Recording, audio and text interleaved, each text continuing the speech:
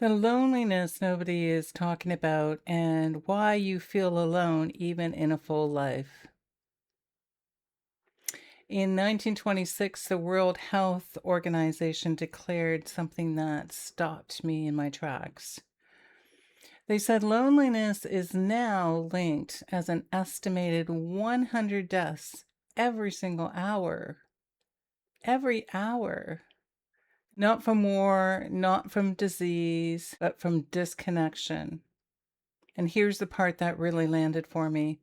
Most of those people weren't alone in the way I pictured it.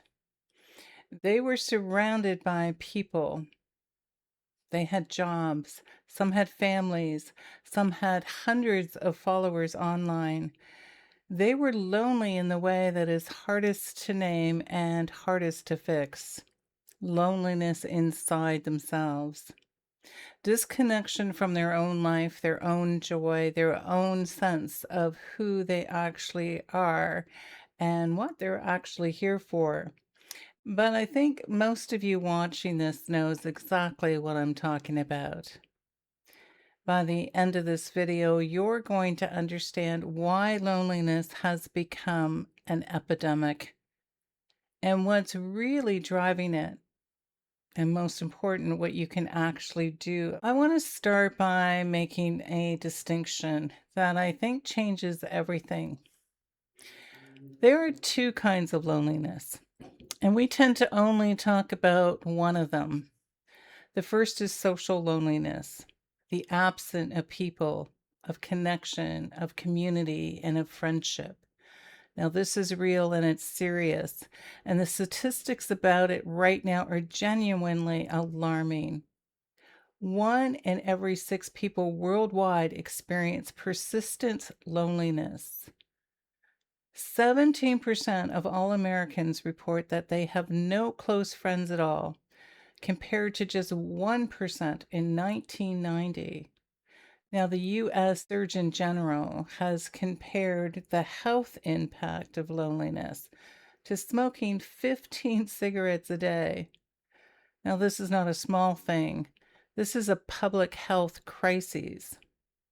But there is a second kind of loneliness, and this is the one that I want to talk about to you today, because it's the one nobody names. It's the loneliness of being disconnected from yourself. Now, you can be in a room full of people, in a relationship, in a family. You can be surrounded by colleagues and feel profoundly, achingly alone. Not because there aren't people around you, but because the person you're spending the most time with, yourself, feels like a stranger. You don't know what you love anymore. You don't know what excites you, what fills you up, what you're actually here to do. You wake up and you go through the motions, and sometimes you quietly ask yourself, is this it? This is the loneliness nobody talks about. And I think it's the one most people are actually suffering from. Now, why is this an epidemic right now? Why is this happening at this scale? Because several things are colliding at once. Social media promises us connection and delivers comparison. We have more ways to be in contact with people than at any point in our human existence. And we are lonelier than we have ever been because scrolling is not connection. Likes are not belonging. 1,000 followers cannot replace one person who actually knows you. Remote work and digital life have eroded the informational movement that used to create connection. The coffee before the meeting, the walk between the building, the accidental conversation that turned into a friendship. We have optimized for efficiency and lost the unplanned, beautiful human moments where real connection used to happen. The communities that once held people together, religious institutes, neighborhood networks, Extended family structures have largely dissolved, and we haven't built anything to replace them. And then there is what I think is the deepest driver of all. We have become strangers to ourselves. We are so busy, so stimulated, and so distracted, so available to everybody else all of the time that we have lost the thread to our own inner life. And when you don't know yourself, you're lost and you've lost touch with what you love, what lights you up, what you actually feel beneath the performance. Now you feel alone even in company because the most important relationship in your life, the one with yourself, has gone quiet. And what does losing yourself actually look like? Let me describe what this looks like in a woman's life because I see it every single day and I've lived it myself. She's capable. She shows up. She takes care of everyone around her. But if you ask her, what do you love? What brings you joy? What do you actually want from your life right now? She would pause. And that might be for a very long time before she answers because she hasn't asked herself those questions in years. She stopped prioritizing herself so gradually, so quietly, that she didn't notice until the day she looked up and realized she had built a life that looked fine from the outside and felt empty from the inside. Her needs were last. Her wants felt indulgent. Her joy felt like something she had to earn. And slowly, she stopped feeling much at all. Not dramatically, just a kind of flatness, and going through the motions, a disconnection from the things that used to light her up. That is what losing yourself looks like. Not a dramatic breakthrough, but a quiet disappearance. And the consequences are real. Chronic fatigue that sleep doesn't fix, relationships that feel hollow, a sense that life is happening to you rather than being lived by you. Difficulty feeling joy even when things are fine. And underneath all of it is this sense of loneliness, not because you don't have people, but because you don't have yourself. Now, being alone versus being lonely. I want to make another distinction here that I think is really important. Being alone and being lonely are not the same things. Being alone, chosen consciously, solitude is one of the most nourishing things available to us. It's where we can hear ourselves think, where we can process what we've been experiencing in life, where we can connect with who we actually are beneath all the roles we play. Some of the most connected, most alive people I know spend significant time alone, and they don't experience it as loneliness at all. Loneliness, the painful kind, is not about the absence of people. It's about the absence of genuine connection to others and to yourself. You can be profoundly lonely in a marriage, in a family, and have a full social calendar. And the goal is not to fill the silence with more noise and more people. The goal is to learn to be with yourself, really with yourself, in a way that feels like company rather than emptiness. And this is a skill, and like all skills, it can be learned. Now, how do you find what you love again? So here's a question I get asked most often when we get to this point in the conversation. How do I feel what I love when I don't even know where to start? How do I find the energy to do the things that fill me up when I'm already exhausted from doing everything else? And the honest answer is you don't. You don't start big. You start with the smallest possible yes. Not a passion, not a purpose, not a 5-year plan, but one small thing that produces even a flicker of aliveness. Maybe it's music, a particular song that does something to your heart and soul. Maybe it's a walk that's actually beautiful. Maybe it's cooking something special with your own hands instead of ordering out. Maybe it's sitting outside for 10 minutes without your phone. They're breadcrumbs, and you follow them because passion doesn't usually arrive as a big revelation. It arrives as a sense of small moments where you felt slightly more alive than usual and you paid attention.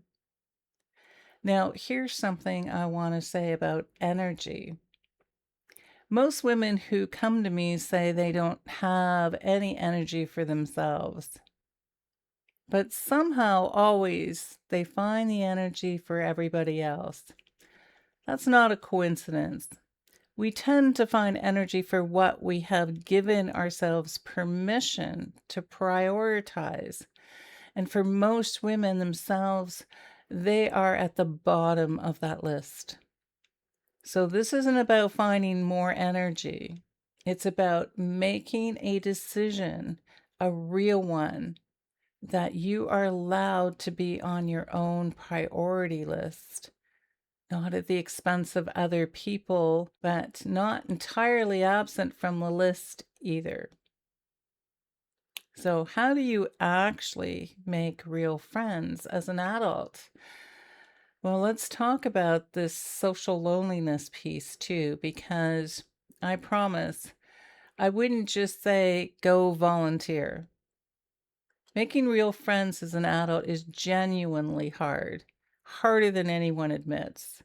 The structure that used to create friendships, like school, neighborhoods, churches, shared workplaces, well, they've largely disappeared or have changed. An adult friendship requires something that most of us are out of practice with: initiation, vulnerability, and consistency.